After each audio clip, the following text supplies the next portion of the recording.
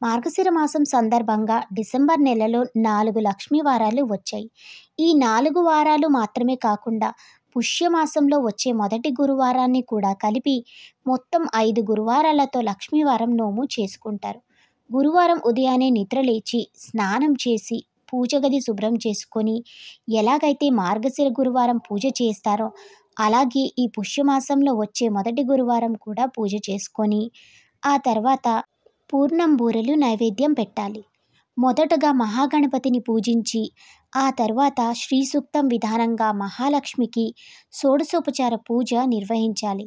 శక్తి కొద్దీ నైవేద్యాలు చేసి లక్ష్మీదేవికి నైవేద్యం సమర్పించాలి. అయితే మార్గశిర లక్ష్మీ వారంలో పెట్టే నైవేద్యాలకి ఒక ప్రత్యేకత ఉందని తెలిసిందే కదా. ఇలా చేసిన తర్వాత లక్ష్మీవారం కథ చదువుకోవాలి. ఈ నోము చేసుకునే మహిళలు చాలా శుచిగా ఉండాలి. లక్ష్మీవారాలలో అంటే గురువారాలలో తలకు నూనె రాయడం, జుట్టు దువ్వుకోవడం, చిక్కులు తీసుకోవడం చేయకూడదు. పొద్దెక్కే వరకు కానీ సాయంత్రం సూర్యాస్తమయం సమయంలో లేదా సూర్యాస్తమయం తర్వాత కానీ నిద్రపోకూడదు. నియమ నిష్టలతో భక్తి శ్రద్ధలతో ఈ వ్రతాన్ని ఆచరించిన వారి ఇంట్లో లక్ష్మీదేవి అనుగ్రహం తప్పకుండా కలుగుతుంది. కేవలం గురువారాలలో మాత్రమే కాకుండా మార్గశిర మాసం మొత్తం కూడా లక్ష్మీదేవిని నియమనిష్టలతో కొలవాలి. ఇది చాలా మంచి ఫలితాలు ఇస్తుందని పురాణాలు చెబుతున్నాయి. కాబట్టి మార్గశిర మాసంలో వచ్చే గురువారాలే కాకుండా పుష్యమాసంలో వచ్చే మొదటి గురువారం నాడు కూడా బూర్లు నైవేద్యం పెట్టి అమ్మవారికి పూజ చేసుకోవాలి.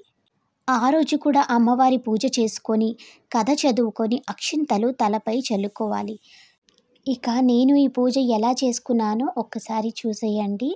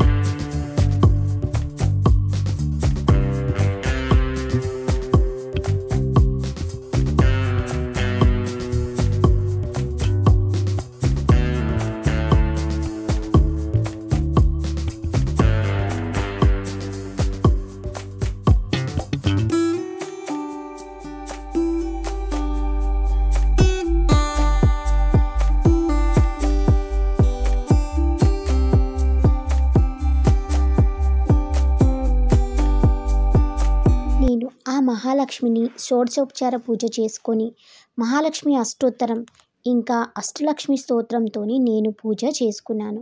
సో మీకు ఈ పూజ నచ్చిందని అనుకుంటున్నాను. ఇటు పుట్టినింటికి అటు మెట్టినింటికి సర్వశుభాలను కలిగించే ఈ మార్గశిర మాసం లక్ష్మీదేవి అనుగ్రహంతో మనం అందరం కూడా చాలా సంతోషంగా ఉండాలని కోరుకుంటున్నాను. Please like and share.